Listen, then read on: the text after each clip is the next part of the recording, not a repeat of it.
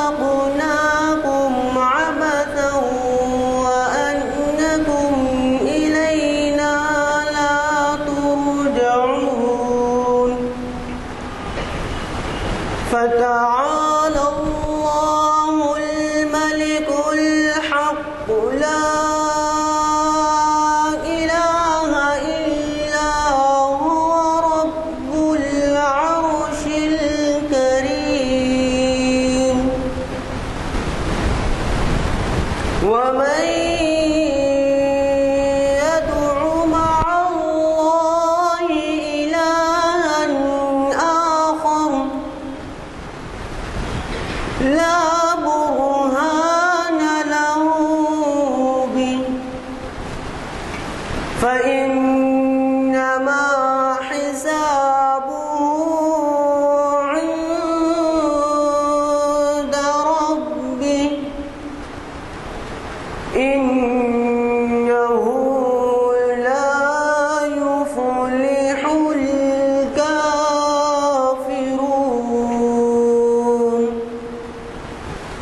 وقل رب اغفر وارحم وأنت خير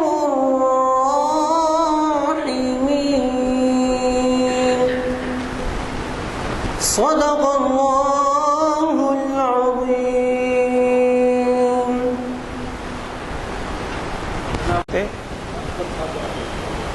نظم کا عنوان ہے خطاب بنوجوانان اسلام. آواز ٹھیک آ رہی؟ کبھی اے نوجوان مسلم تدبر بھی کیا تو نے، کبھی اے نوجوان مسلم تدبر بھی کیا تو نے، وہ کیا گردوں تھا تو جس کا ہے ایک ٹوٹا ہوا تارا، وہ کیا گردوں تھا تو جس کا ہے ایک ٹوٹا ہوا تارا، اور تجھے اس قوم نے پالا ہے آغوش محبت میں، تجھے اس قوم نے پالا ہے آغوش محبت میں، کچل ڈالا تھا جس نے پاؤں میں تاج سرے دارا، کچل ڈالا تھا جس نے پاؤں میں تاج سرے دارا، تمدن آفری خلاق آئین جہاں داری، تمدن آفری خلاق آئین جہاں داری، وہ صحرائے عرب یعنی شتربانوں کا گہوارہ، سما الفقر و فقری کا رہا شان امارت میں، سما الفقر و فقری کا رہا شان امارت میں، باب و رنگ و قالو قچ حاجت روئے زیبارہ، گدائی میں بھی وہ اللہ والے تھے غیور اتنے، گدائی میں بھی وہ اللہ والے تھے غیور اتنے، کہ منعم کو گدا کے ڈر سے بخشش کا نہ تھا یارا، غرض میں کیا کہوں تجھ سے کہ وہ صحرا نشیں کیا تھے، غرض میں کیا کہوں تجھ سے کہ وہ صحرا نشیں کیا تھے، جہاں گیرو جہاں دارو جہاں بانو جہاں آرا، غرض میں کیا کہوں تجھ سے کہ وہ صحرا نشیں کیا تھے، جہاں گیرو جہاں دارو جہاں بانو جہاں آرا، اگر چاہوں تو نقشہ کھینچ کر الفاظ میں رکھ دوں، اگر چاہوں تو نقشہ کھینچ کر الفاظ میں رکھ دوں، مگر تیرے تقیل سے فزوں تر ہے وہ نظارہ، تجھے آبا سے اپنے کوئی نسبت ہو نہیں سکتی، تجھے آبا سے اپنے کوئی نسبت ہو نہیں سکتی، کہ تو گفتار وہ کردار تو ثابت و سیارہ، تجھے آبا سے اپنے کوئی نسبت ہو نہیں سکتی، کہ تو گفتار وہ کردار تو ثابت و سیارہ، گنوا دی ہم نے جو اسلاف سے میراث پائی تھی،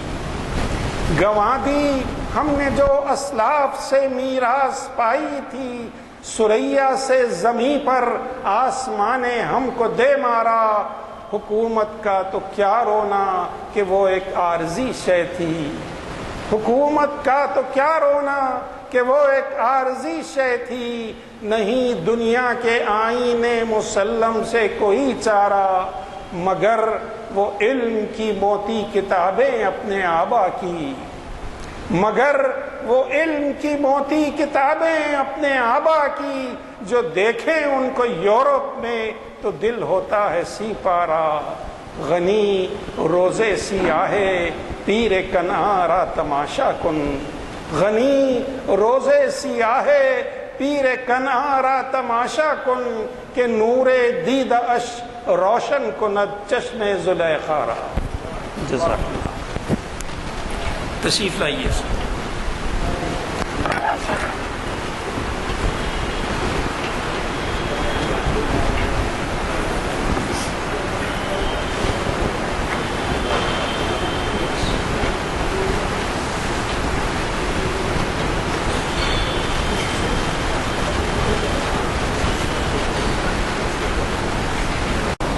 حضرات، جیسے کہ آپ واقف ہیں، آج بسیں بھی بند ہیں، آٹو بھی بند ہیں، اور اس کی وجہ سے اسکول اور کالجز بھی بند ہیں۔ نتیجہ یہ ہے کہ حاضری متاثر ہے۔ خیر جو بھی ہو، ہماری سابقہ کی طرح جو نشستیں کسی بھی حال سوائے رمضان اور کوئی تہوار کے منعقد ہوتی رہی ہیں، آج بھی ویسی حال ہے۔ جیسے کہ آپ واقف ہیں، آج ہمارے درمیان اقبالیات کے ایک ماہر اور بڑے اسکالر جناب مستر مجاز صاحب تشریف فرما ہے۔ مجھے چندنا اس بات کی بھی یاد دلانے کی ضرورت نہیں ہے کہ موصوف نے شاید یہاں کی نشستوں کو اقبال شناسی کی جتنی تعداد میں مخاطب کیا ہے، شاید کوئی دوسرے اسپیکر نہیں کیے ہیں۔ حالانکہ بعض ان میں ایسے بھی اسپیکرز ہیں جو 100 سے زائد نشستوں کو مخاطب کیا، اور آج مجموعہ کلام اقبال ظہور عجم کے بارے میں وہ بتا رہے ہیں۔ یوں تو ہمارے سامعین میں کئی ایسے ہیں جو اقبال کے کلام کے ان کے جتنے بھی مجموعے ہیں اس میں سے کئی اشعار ان کو یاد ہیں، لیکن شاید ظہور عجم کے حوالے سے کم اشعار یاد ہوں گے، میرا جہاں تک خیال پڑتا ہے۔ لہذا آج ہم ایسے عنوان سے سننے جا رہے ہیں جو بڑی ہی دلچسپی کا باعث ہوگا۔ مستر مجاز صاحب کے نمایاں خدمات ہیں، جیسے فارسی کلام کا انہوں نے جو ترجمہ کیا ہے اور کئی لوگوں کی توقعات پوری کی ہیں، کیونکہ یہ خیال کیا جاتا ہے، کون صاحب ہے بھائی باتیں کریں، یہ خیال کیا جاتا ہے کہ شاید فارسی کلام میں جتنے اقبال کے کلام اقبال کے مجموعے ہیں، ان کے اشعار ہیں، وہ شاید اردو میں بھی اتنے واقع ہیں، اردو میں بھی اتنے نہیں، چنانچہ فارسی کلام سے محروم ہیں، اور انہوں نے جو کتاب ترتیب دی ہے، جو ترجمہ کیا ہے، وہ بین الاقوامی طور پر اس کو ایکنالج کیا گیا ہے، اور انہوں نے اسی سے خصوص میں ایک بہت بڑا ایوارڈ غالب اکیڈمی کے سے پایا ہے۔ اس کو ہم نے سیلیبریٹ کیا ہے، اور ان کے اعزاز میں ہم نے ایک بہت بڑی نشست رکھی تھی اردو ہال میں، جہاں پر ہماری خواہش کے مطابق، یہاں کے لوگوں کی خواہش کے مطابق ان کو تہنیت پیش کی، تو وہ آج کے مقرر، اور یہ ہمارے لیے خوشی کی بات ہے کہ ہر مہینہ ایک لیکچر کے لیے وہ وقت نکال لیتے ہیں، تو اس سے ہمارے پاس کئی لوگ دور دور سے آتے ہیں اور استفادہ کرتے ہیں، اور باوجود اتنے مشکلات کے سواریوں کے آج بھی دور دور سے آنے والے لوگ موجود ہیں۔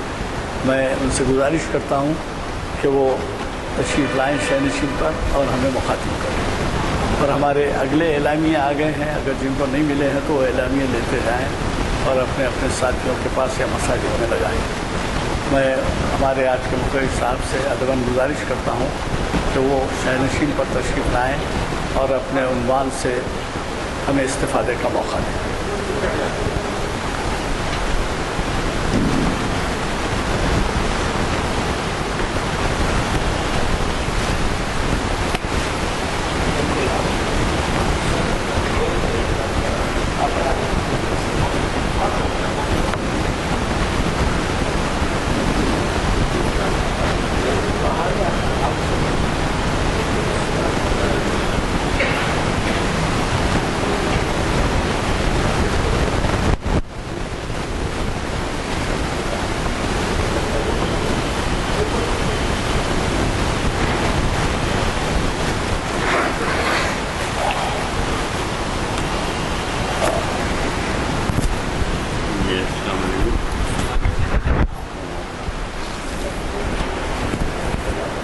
اقبال کی شاعری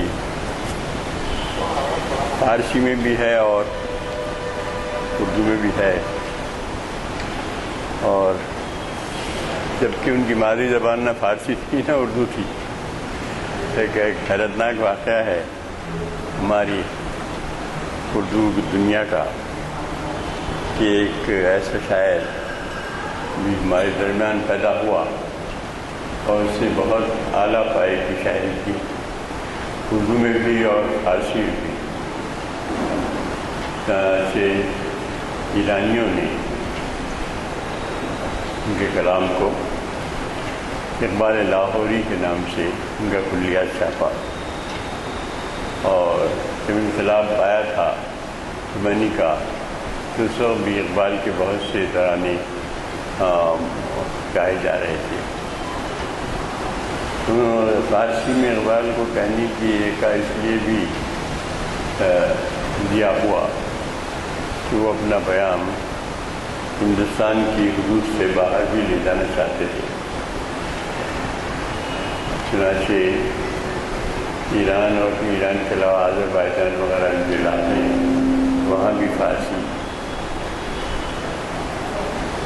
جانتے ہیں لوگ، تو انہوں نے اپنا پیام دور تک پہنچانے کے لیے فارسی میں شاعری کی، مگر ان کی شاعری کچھ نعرہ بازی قسم کی چیز نہیں ہے، کہیں کہیں ہے کسی حد تک، لیکن جہاں ان کی شاعری ہے انہوں نے شعر کو شعر ہی رہنے دیا ہے، اور اپنا بیان اور اپنا فلسفہ وہ اس میں انہوں نے بہت خوبصورتی کے ساتھ سمویا ہے۔ ایسا بہت کم ہوتا ہے۔ اب ہمارے پاس ایک تحریک شروع ہوئی تھی ترقی پسند ادب کی، تو اس میں وہ عام طور پر کمیونسٹ لوگ تھے، اس میں کمیونزم کے پرچارک تھے، تو ان لوگوں نے ایسی شاعری کی جس میں کمیونزم کا پرچاؤ تھا، چرچا تھا۔ وہ ظاہر ہے کہ اس میں صرف نعرہ بازی کی شاعری ہو کے رہ گئی وہ، اور اس میں جو فلسفہ ہے وہ اس میں شامل ذرا اچھی طرح نہیں ہو سکا، چنانچہ وہ ختم ہو گئی۔ اقبال کی شاعری کا کارنامہ یہی ہے کہ انہوں نے شاعری کو شاعری ہی رہنے دیا، اس کو نعرہ نہیں بنایا۔ تھوڑی سی نظمیں ہیں ان کی جس میں کسی قدر نعرہ بازی ملتی ہے، وہ بھی تھوڑا سا کمیونزم سے 1917 کا جو انقلاب آیا تھا رشیا میں اس سے متاثر تھے، اور اس کا خیر مقدم بھی کیا انہوں نے۔ چاہے ان کی نظم ہے اٹھو مری دنیا کے غریبوں کو جگا دو، کاخ عمرہ کے در و دیوار ہلا دو، جس کھیت سے جیسا کہ میسر نہ ہو روٹی، اس کھیت کی ہر کوٹے گندوں کو جلا دو۔ ایسی چند نظمیں ہیں اقبال کی۔ آفتاب تازہ پیدا وطن گیتی سے ہوا، آسمان ڈوبے ہوئے تاروں کا ماتم کب تلک۔ وہ پوری نظم جو ہے وہ روسی انقلاب کے خیر مقدم میں اقبال نے کہی ہے۔ دراصل جو کوئی اچھی بات ہوتی تھی وہ اس کا خیر مقدم کرتے تھے، تو چنانچہ انہوں نے ارمغان میں بھی ایک بہت اپنی اس فلسفے کو پیش کیا ہے کہ بہر بادے کے آئی سینہ بخشا، بہر بادے کے آئی سینہ بخشا ہے، نگہ داروں کہن داغے کداری۔ داغے کداری یعنی ہر وہ ہوا جو آتی ہے اس کے لیے اپنے سینے کو کھلا رکھ اور اس کا خیر مقدم کر۔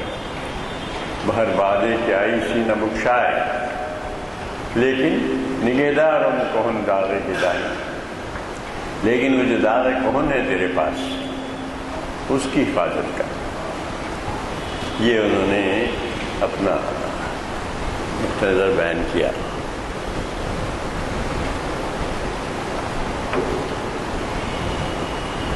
اسی کو قائم رکھا۔ چنانچہ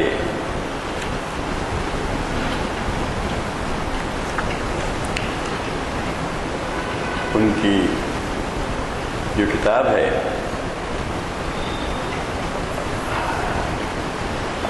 ظہور عجم،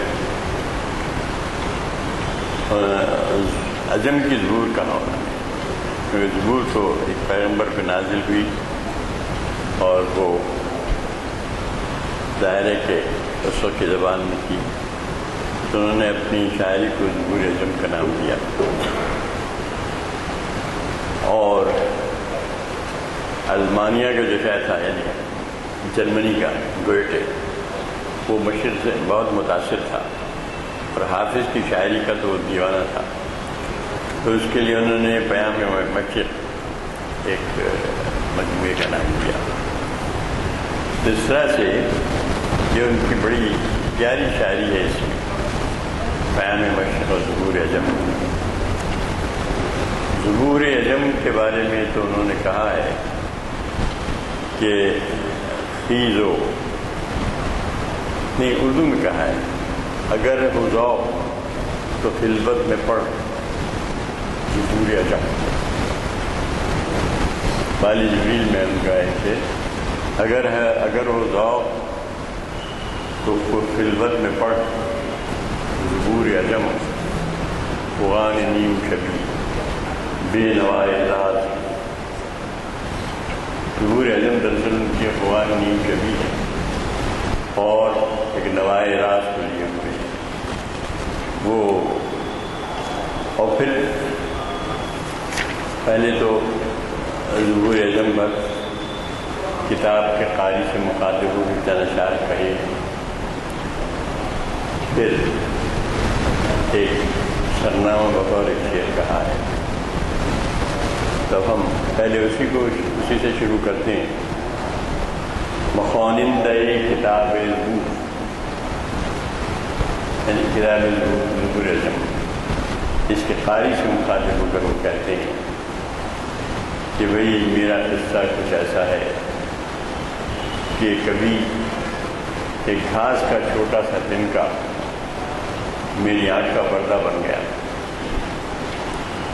اور کبھی ایسا ہوا کہ میں نے دونوں جہانوں کو ایک نظر سے دیکھ لیا، کبھی یہ ہوا اور کبھی ایسا ہوا میرے ساتھ۔ می شبد پردے چشمم پر گاہے گاہے، صوتی کیفیت دیکھیے کیا خوبصورت ہے، گاہے گاہے دیدم ہر درہارا بنگاہے گاہے۔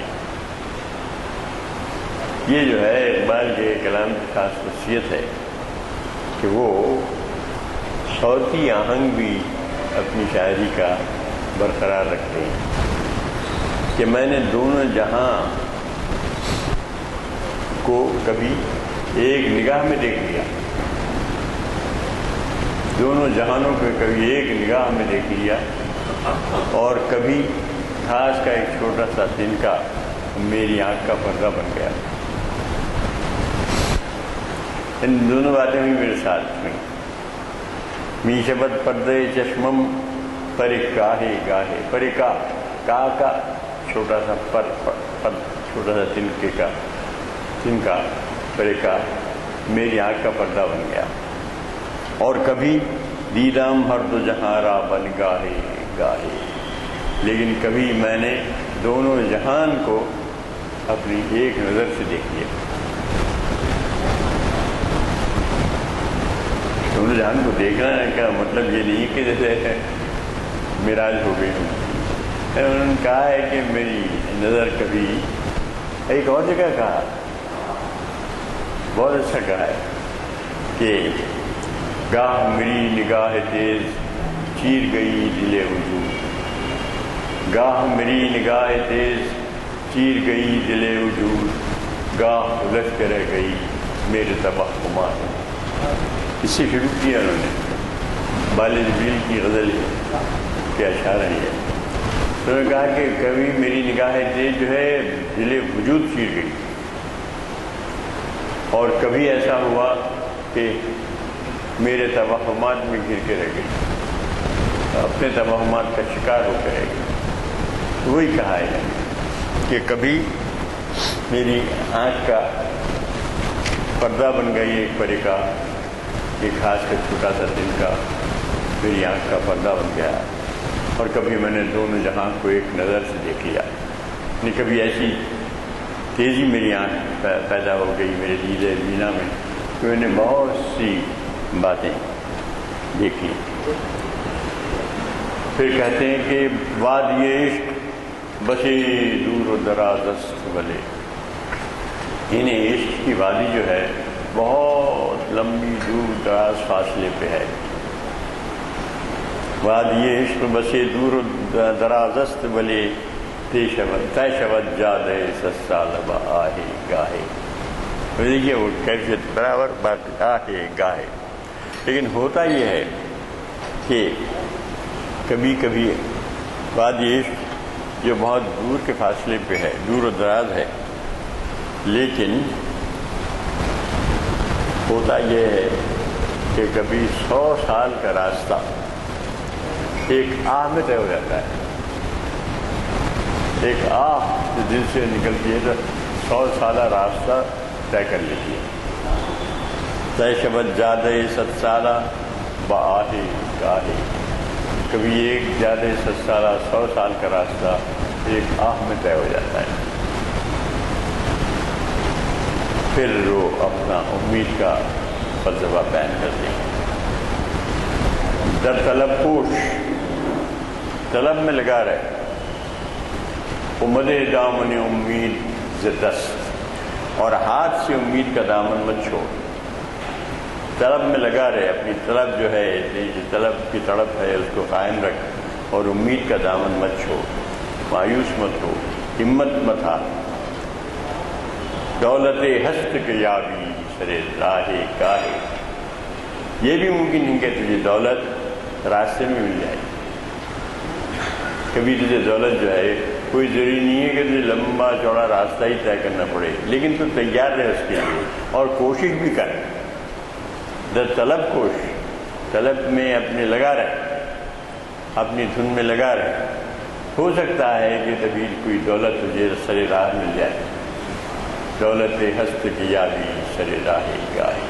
کبھی ایسا ہوتا ہے کہ سر راہ تجھے دولت مل جا سکتی، یعنی جس چیز کی تجھے طلب ہے وہ تجھے حاصل ہو جا سکتی ہے. صرف 3 چہرے ہیں، وہ بے پناہ چہرے ہیں.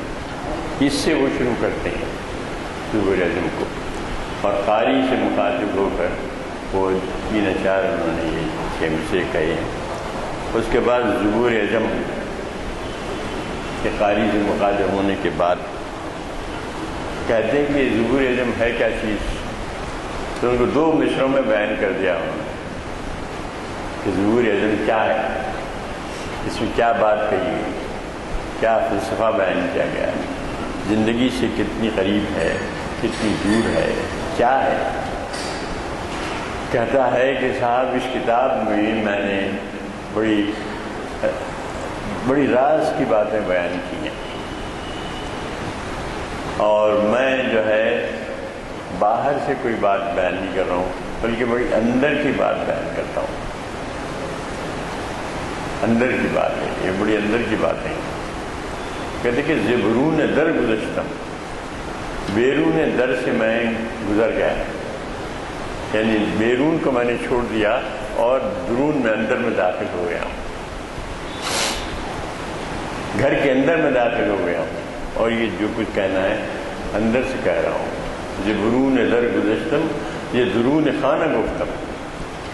تو میں جو ہے درون خانہ کی بات کر رہا ہوں، اور باہر کو میں نے چھوڑ دیا ہے پیچھے. زبرون در گزشتم، جو درون خانہ گفتم، سخن نہ گفت ایرا چقل اندران گفتم. یہ بھی کہہ رہے کہ ایسی بات جو نہیں کہی گئی، سخن نہ گفتہ ہے یہ، سخن نہ گفت ایرا، کہ میری جو نہ کہی ہوئی باتیں ہیں، میں نے اس میں ایسی باتیں بیان کی ہیں جو نا گفتہ ہیں، کہی نہیں گئی ہیں ابھی تک. ان باتوں میں نے کیا قلندرانہ طریقے سے بیان کر دیا. قلندرانہ انداز میں بیان کیا ہے، اپنا فلسفہ نہیں چھانٹا ہے۔ فلسفہ جاننا ہے تو پھر وہ ان کی کتاب ہے reconstruction of religious thought in Islam, اس میں ان کا بہت کچھ فلسفہ ہے، بعض بڑی کانٹروورشل باتیں بھی ہیں اس میں، جو ہمارے علی میاں نے اس کے لیے کہا، بعض ایسی باتیں اس میں انہوں نے کہیں، اس میں انہوں نے کہا کہ اقبال یہ کتاب نہیں لکھتے تو اچھا تھا ریکنسٹرکشن کے بارے میں، کیونکہ بعض باتیں انہوں نے بڑی عجیب عجیب بیان کر دی ہیں اس میں، آخرت کے بارے میں، اور بہت سی باتیں ایسی ہیں جو اسلامی نقطہ نظر سے جو میل نہیں کھاتی، وہ ویسا کوئی فلسفہ اس میں نہیں ہے۔ اور اس کے بہت اچھا لفظ استعمال کیا انہوں نے کہ سخن نگفتگیرا سے قلندرانہ گفتم، کیا قلندرانہ انداز میں نے بیان کر دیا ہے ایسی باتیں جو اب تک کبھی نہیں کہی گئیں۔ اس کے بعد وہ دعا، اقبال کے جو مجموعے ہیں وہ روایتی قسم کے انداز کے نہیں ہیں، جیسے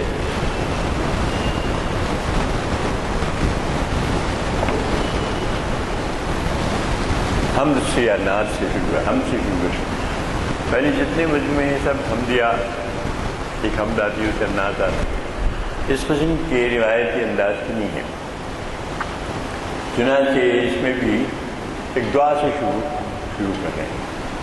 بائل جبریل میں دیکھیے، بائل جبریل میں بھی جو ہے کوئی حمد و نعت نہیں ہے، پر مخاطب اس میں خدا سے ہے، میری نوائے شوق سے شور غریب ذات میں، غلہائے علماؤں بتکدے صفات میں، گاہ مری نگاہ تیز چیر گئی دلے روح، گاہ الجھ رہ گئی میرے توہمات میں۔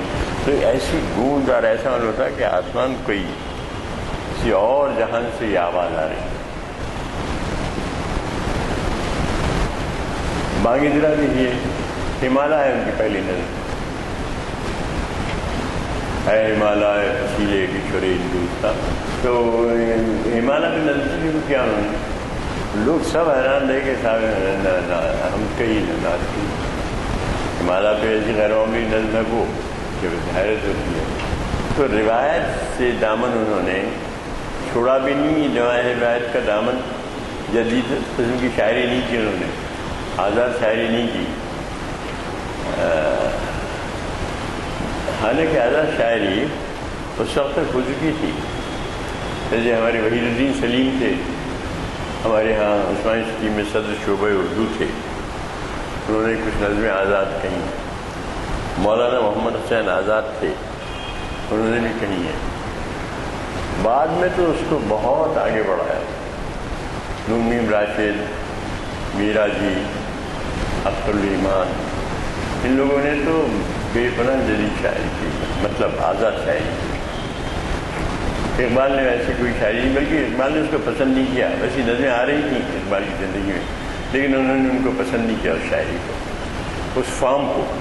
انہوں نے کہا کہ یہ فارم جو ہے ہمارے مزاج سے لگا نہیں کھاتا، یہ ہمارے پاس چنانچہ، مگر یہ ہوا کہ بعد میں وہ بہت پاپولر ہوئی، بہت لوگوں نے اس کو اختیار کیا، مگر اس میں کوئی سوائے دو تین لوگوں کے کوئی بڑا شاعر پیدا نہیں ہو سکا۔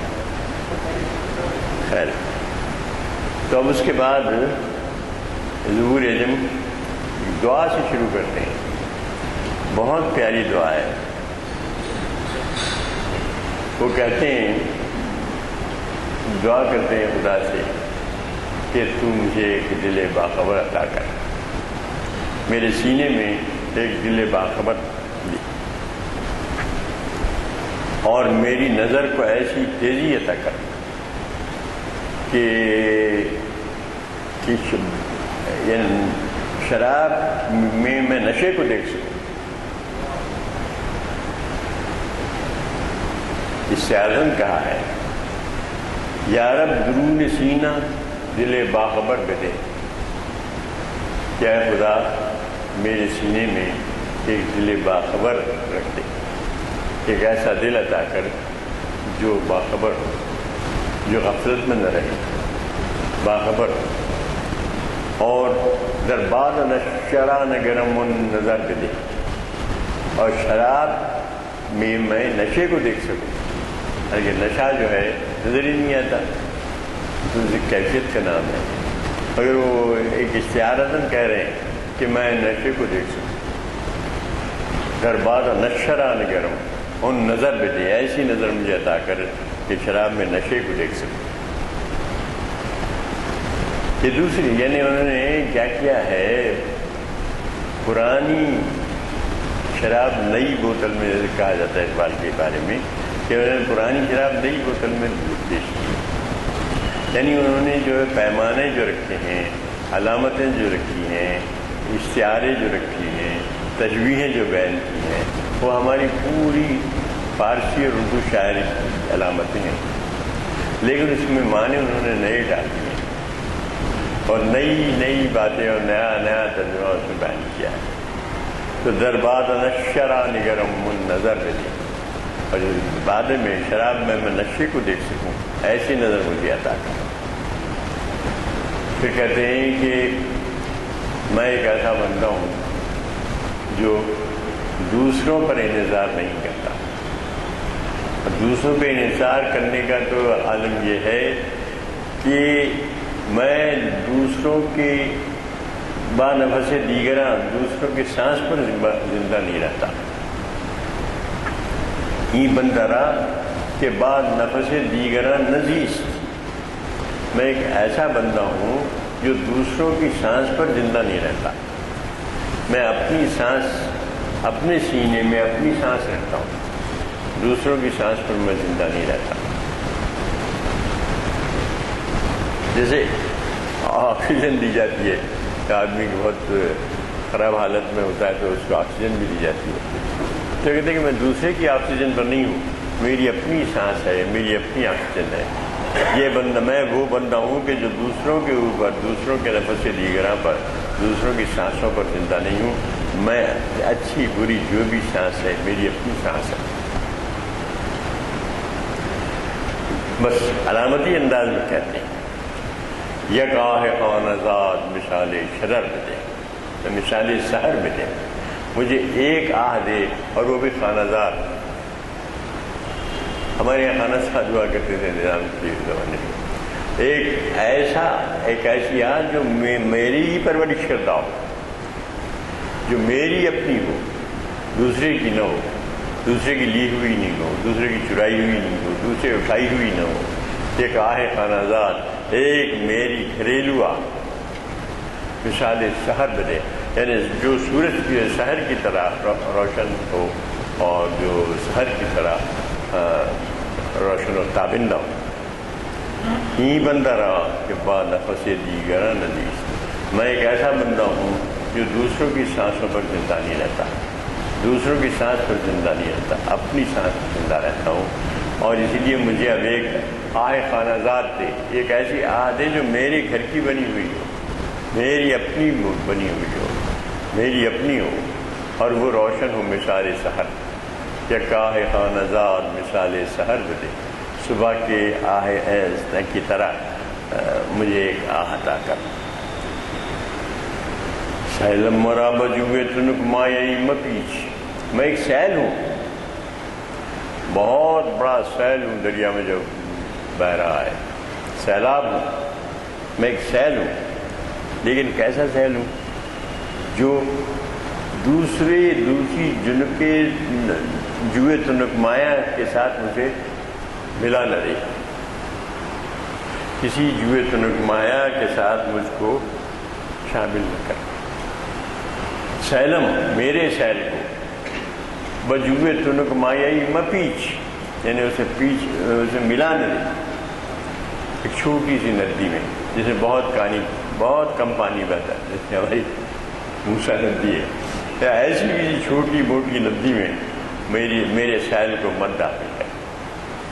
دیکھیے علامتی برابر اپنے استعارے کو، اپنی علامت کو قائم رکھ رہے ہیں کہ میں تو ایک ایسا سیل ہوں کہ جس کو چوہے تنک مایا، تنک مانے کم، تنک مزاج بولتے ہیں، دیکھیے بعض لوگ جب خفا ہوتے ہیں تو ایسے آدمی کو تنک مزاج کہتے ہیں. تو تنک مایا میں نے بہت کم مایا، یعنی مایا یعنی پانی جس میں بہت تھوڑا پانی ہو، ایسی ندی میں مجھے مت ڈال. سیلم مرا، میں تو ایک بڑا سیل ہوں، مجھے ایک چھوٹی سی ندی میں شامل مت کر. جولاں گہے بوادیوں کو ہو کمر پہ دے، مجھے ایک ایسی جولاں گاہ چاہیے، ایسا میدان چاہیے کہ جس میں وادی ہو، کوہ ہو، کمر ہو، وادیاں ہوں، بڑے بڑے پہاڑ ہوں، ان سب کو رونتا ہوا میں نکل جاؤں. جولاں گہے وادی اور کوہ کمر پہ دے، ایک وادی اور کوہ اور کمر، میں نے وادی کوہ کمر بعد پہاڑ اور وادی، اس کو رونتا ہوا چلا جاؤں. چھوٹی سی ندی میں مجھے مت ڈال.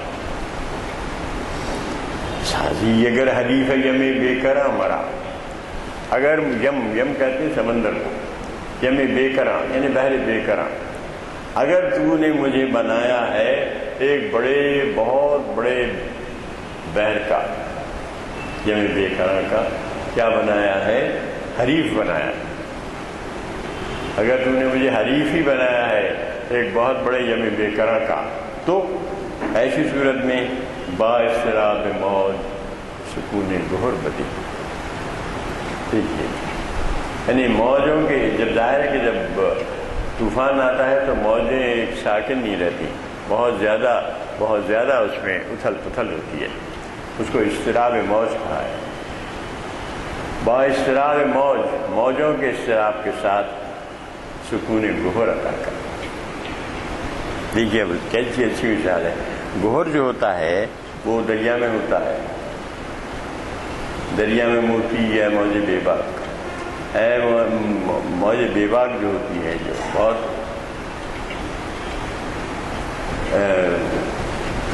پیش تاب کھاتی ہے، اس میں موتی جو ہوتا ہے وہ اپنے سکون سے ایک کونے میں رہتا ہے، اس پہ اس کا کوئی اثر نہیں ہوتا. یعنی جیسے اپنی خودی کی حفاظت کرتا ہے.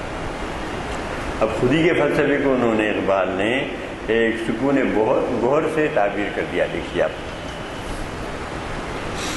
جیسے گہر موتی سیپی کے اندر صدف میں جیسے رہتا ہے، اس کو جو بھی دریا میں طوفان اٹھ رہے ہیں، سیلاب آ رہے ہیں، اس کی کوئی خبر نہیں ہوتی، وہ اپنی خودی میں مست رہتا ہے. تو کہتا ہے کہ با اضطراب موج، موجوں کی جو پیچ تاب ہے، موجوں کی جو اتھل پتھل ہے، جو بڑی بڑی موجیں، اونچی اونچی موجیں بھی اٹھتی ہیں، ان سب کے ساتھ مجھے سکون گہر عطا کر.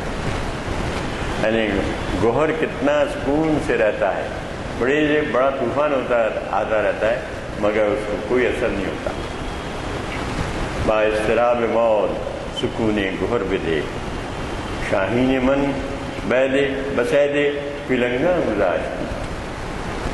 ابھی دیکھیے یعنی میرے شاہین کو تو نے پلنگوں کے یعنی کیا کہتے ہیں، پلنگ یعنی چیتوں کے حوالے تو نے کر دیا ہے. شاہین من بسیدے پلنگا گزاشتی، ہمت بلند چنگل ازیں تیز تر. جب مجھے تو نے پلنگوں کے حوالے کر دیا ہے میرے شاہین کو، تو پھر مجھے میری ہمت بھی بلند کر عطا کر. اور چنگل عظیم تیز تر میں دے، یعنی پلنگوں کے جنگل سے، جنگل یعنی پنجے سے، پلنگوں کے پنجے سے بھی تیز تر جنگل یا پنجہ مجھے عطا کر. مجھے اگر بھیڑا ہی دیا ہے اس سے، پلنگوں سے، چیتوں کے ساتھ میرا مقابلہ ہو رہا ہے، تو پھر میری ہمت بھی بلند کر کے میں اس کا مقابلہ کر سکوں، اور میرے جنگل میں بھی اتنی طاقت عطا کر کہ میں اس کا منہ نوچ سکوں. ہمت بلند چنگل ازیں تیز تر بجے، اس کے بھی جنگل سے زیادہ تیز تر میرا جنگل عطا کر. پھر کہتا ہے کہ رفتم کہ طائران حرما کنم شکار، میں نے حرم کے طائروں کو شکار کرنا چاہا ہے، رفتم کے طائران حرم را کنم شکار، کہ میں چاہتا ہوں کہ طائران حرم کو شکار کروں۔ تیرے کے نافگندہ فتت کارگر پہ دے، ایسا تیر جو نافگندہ ہے، پڑا نہیں آگے، نکلا نہیں، اس کو نافگندہ فتت کارگر پہ دے، اس کو کارگر بنا دے، یعنی میرے ایسے تیر کو جو نافگندہ ہے، یعنی ابھی چل نہیں پایا، اس کو چلانے کے لیے مجھے کارگر عطا کر۔ پھر کہتا ہے اب زبور اعظم ہے نا کتاب کا نام، تو اس کی رعایت سے کہا ہے حاکم بنور نغمہ داؤد برفروز، کیونکہ زبور جو حضرت داؤد پہ اتری، زبور حضرت داؤد پر اتری اور حضرت عیسیٰ پہ انجیل اور حضرت موسیٰ پہ توریت۔ تو حاکم بنور نغمہ داؤد برفروز، داؤد کے نغمے سے میری خاک کو چمکا دے، کیونکہ زبور میں حمدیں ہیں، بہت اچھی حمدیں ہیں، پیچھے زبور اس میں ہے اوریجنل تو، لیکن اس کو جو پہنچی ہم تک تو وہ اس کے ترجمے بھی ہوئے ہیں، تو وہ نغمہ داؤد سے میرے خاک کو چمکا دی۔ حاکم بنور نغمہ داؤد برفروز، میرے نغمہ داؤد سے میری خاک کو چمکا دے، ہر ذرہ مرا پرو بالے شرر میں دے، میری خاک کے ہر ذرے کو شرر کے بالوں پر عطا کر۔ دیکھیے کیسی دعا ہے، یہ چند شعر ہیں، اس میں دیکھیے آپ 3 4 5 6 7 اشعار، مگر اب آپ سوچیں تو بہت سوچنے کے لیے مواد ہے، بات سے بات بہت نکلتی ہے۔ تخیل میں وہ اپنی کتاب کا نام جو رکھا ہے اس کی رعایت سے کہا ہے کہ میری خاک کو نغمہ داؤد سے چمکا دے اور میرے ہر ذرے کو شرر کے پالوں پر عطا کر۔ یہ دعا کی اور اس سے جو ہے اپنی ظہور اعظم کی انہوں نے ابتدا کی۔ اس کے بعد اس میں زیادہ تر غزلیں ہیں، خاص بات یہ ہے کہ اس میں غزلیں ہی غزلیں ہیں، اخیر میں چند نظمیں ہیں اس وشے میں، تھوڑی سی ہیں، اور ایک حصہ ہے بندگی نامے کے نام عنوان سے، اور ایک بڑی باریک باتیں ہیں اس میں، وہ ہے جناب محمود شبستری، ایک بزرگ گزرے، انہوں نے ایک کتاب لکھی تھی گلشن راز۔ اقبال نے سوالات محمود شبستری کے ہی رکھے ہیں، کچھ سوالات محمود شبستری نے اٹھائے تھے اور پھر ان کا جواب دیا تھا۔ اقبال نے سوالات وہی رکھے محمود شبستری کے، لیکن اپنے عصر حاضر کی روشنی میں اس کے جوابات دیے۔ یہ بڑی باریک اس میں باتیں ہیں اور اس کو جب ہم پڑھیں گے تو اس کی تفصیل میں جائیں گے۔ وہ اس کے بعد فنون لطیفہ، غلاموں کا فنون لطیفہ، غلاموں کا مذہب، تمام نظمیں ہیں۔ اس پر یعنی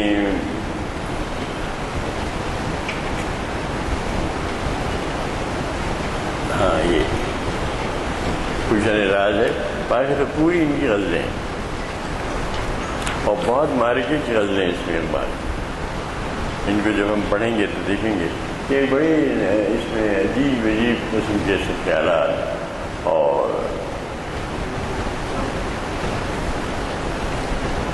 مثلاً ایک ہی شعر ہے، نمبر 1 کہہ کے انہوں نے صرف ایک شعر رکھ دیا ہے، مطلع رکھ دیا ہے، اس کے بعد نمبر 2 کے تحت انہوں نے 3 شعر رکھے، پھر اس کے بعد مکمل غزلیں۔ تو فی الوقت ہم یہ دیکھ لیں گے نمبر 1 اور 2۔ عشق شور انگیز را ہر زیادہ در کوئے تو بر، یعنی یہ عشق شور انگیز میرا ایسا ہے کہ جو ہر راستے کو تیرے کوچے کی طرف لے جاتا ہے۔ میرا عشق شور انگیز، شور ہوا کرنے والا، مطلب زندگی کی حرارت ہے، اس میں خاموش نہیں ہے بلکہ بڑا شور انگیز ہے۔ وہ میرا عشق ہر راستے کو تیرے کوچے کی طرف لے جاتا ہے۔ عشق شور انگیز را ہر زیادہ در کوئے تو بر، ہر راستے کو تیرے کوچے کی طرف لے گیا۔ بر تلاش خود می نازد کہ رہ سوئے تو بر، اگر اصل میں نکلا تھا اپنی تلاش کے لیے، بر تلاش خود، اپنی تلاش میں وہ کیا نازا ہو، ناز کرے کہ رہ سوئے تو بر، کہ وہ راہ، اس نے راہ جو ہے تیری طرف دکھائی، تیرے کوچے کی طرف راہ دکھائی۔ یہ عشق شور انگیز میرا ایسا تھا، عشق شور انگیز را ہر زیادہ در کوئے تو بر، بر تلاش خود می نازد کہ رہ سوئے تو بر، اپنی تلاش پر وہ عشق کیا ناز کرتا ہے، فخر کرتا ہے کہ وہ لے کے تیرے کوچے کی طرف چل پڑا۔ 3 شعر اس کے بعد کہتا ہے کہ میرے سینے میں یہ جو سوز آرزو ہے وہ کہاں سے آیا ہے؟ سوالات ہیں۔ میرے صبح میں، صبح تو میرا ہے، لیکن اس صبح میں جو شراب ہے وہ کہاں سے آئی؟ ٹھیک ہے، استعارے اور علامتوں میں بات کرتے ہیں اور شاعری کا بھرم قائم رکھتے ہیں، نعرہ بازی نہیں کرتے۔ کہتے ہیں کہ درون سینے ماں سوز آرزو گزاش، میرے سینے میں سوز آرزو کہاں سے آیا؟ جو سوز آرزو ہے دل میں، قطرے کی آبرو فراق گردش آئے ہوں فراق، بہت اچھا کہا ہے۔ تو اس میں بھائی جبیل میں تو سوز آرزو میرے سینے میں کہاں سے آیا؟ صبح تو میرا ہے، صبح ماس، کوئی علامتیں رکھ رہے ہیں قرآن، صبح تو میرا ہے، پہلے بادہ در صبح سے گزاشت، لیکن صبح میں جو بادہ ہے وہ کہاں سے آیا ہے؟ بس سوال اٹھا کے چھوڑ دیتے ہیں، اب آپ سوچنے کے لیے چھوڑ دیا ہے کہ یہ میرا جو بادہ ہے، میرا جو پیمانہ ہے، یہ تو میرا پیمانہ ہے، ٹھیک ہے، لیکن اس میں جو نقشے کی چیز ہے، جو بادہ ہے، وہ کہاں سے؟ گرفتمی کے جہاں خاک ماں کفے خاکین، جانتا ہوں میں، گرفتم یعنی میں مانتا ہوں کہ یہ جہان ایک خاک ہے اور ہم کفے خاک ہیں، ایک مٹھی پر خاک ہے، ہم کیا ہیں، ہماری حیثیت کیا ہے؟ ہم ایک کفے خاک ہیں اور یہ جہان صرف خاک ہی خاک ہے، یہ میں جانتا ہوں۔ پھر کہتے ہیں کہ بذرہ ذرہ ما درد جستجو گزاست، لیکن میرے ذرے ذرے میں یہ درد جستجو کہاں سے آیا؟ میں تو کفے خاک ہوں، مٹی سے بنا ہوں، مٹی سے بنایا گیا ہوں، اور یہ ساری دنیا بھی مٹی ہے۔ سبوز ماس گرفت می کے جہاں خاک ماں کفے خاکیم، ہاں یہ جہاں سارا خاک ہے اور ہم کفے خاک ہیں، ایک مٹھی پر خاک ہیں ہم، اور کیا ہیں؟ چلو مٹی میں کی نظر بھی ہو جاتے ہیں، اسی مٹی سے پیدا ہوتے ہیں اور اسی مٹی میں کے نظر ہوتے ہیں۔ انسان کو تو مٹی میں جانا ہے، حدیث شریف بھی ہے اس سلسلے کہ اسی مٹی سے پیدا ہوا انسان اور اسی مٹی میں جائے گا۔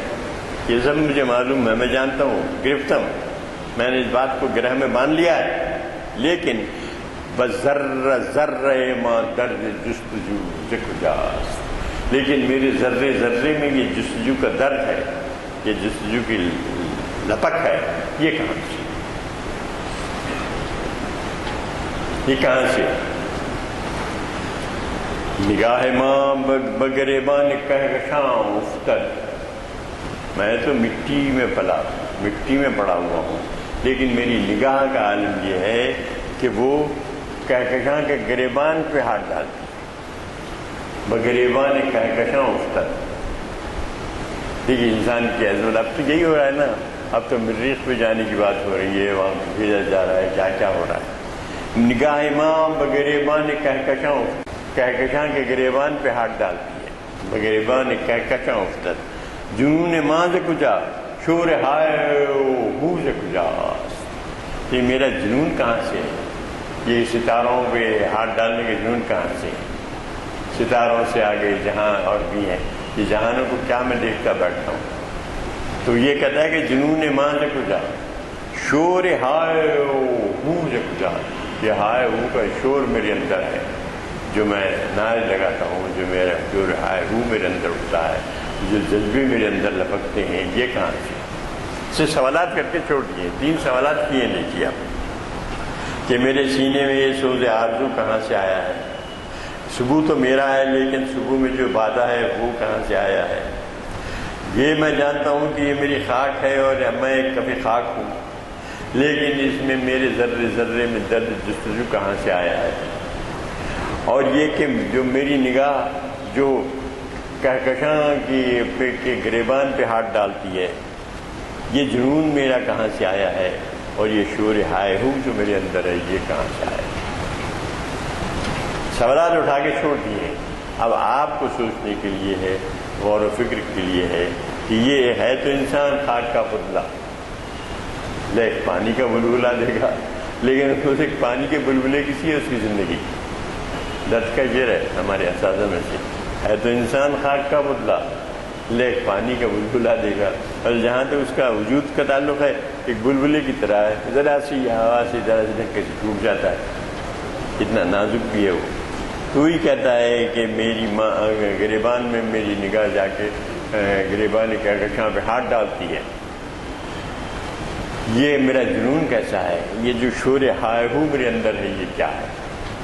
سوال اٹھا کے چھوڑ دیے آپ کے غور و فکر کے لیے۔ وآخر دعوانا ان الحمد للہ رب العالمین۔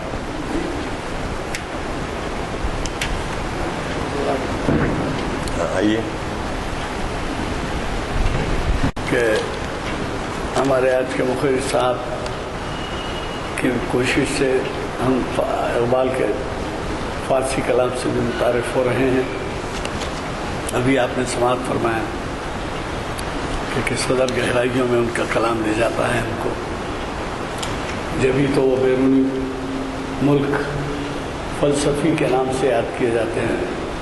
اقبال کو شاعر کم سمجھا جاتا ہے، لیکن فلسفی زیادہ سمجھا جاتا ہے۔ یہ بیرونی ملک کی اور بات ہے کہ ہم ان کو شاعر کی حیثیت دیتے ہیں اور بعد میں فلسفی۔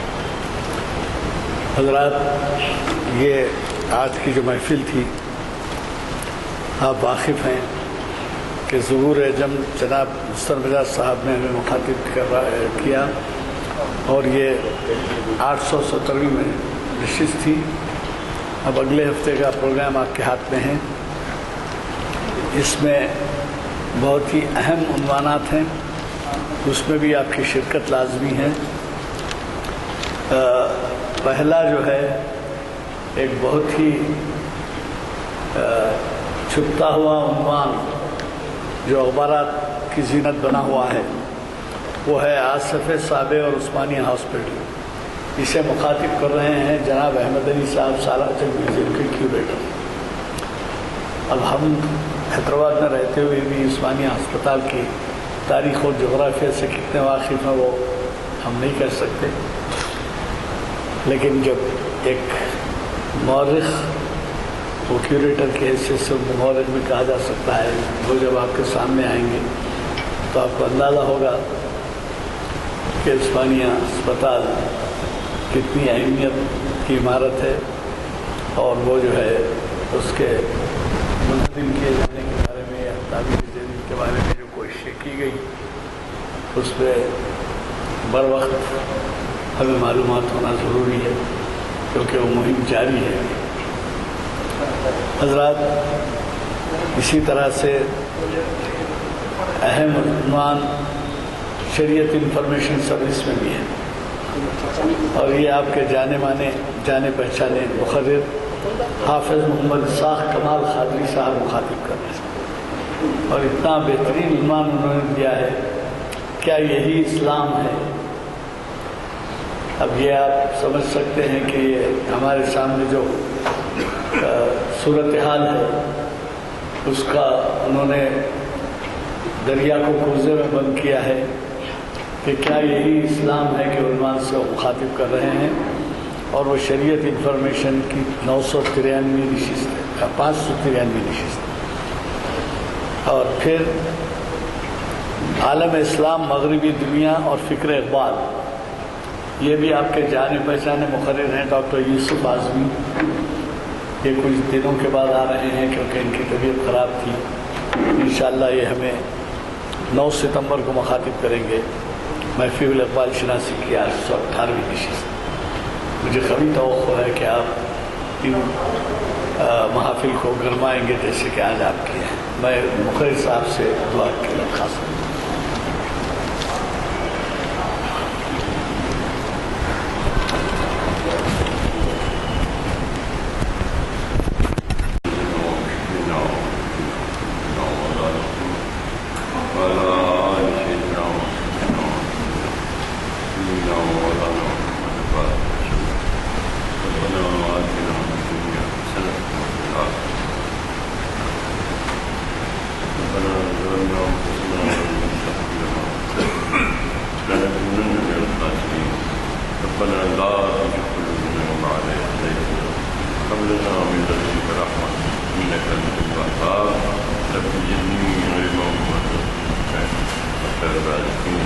رب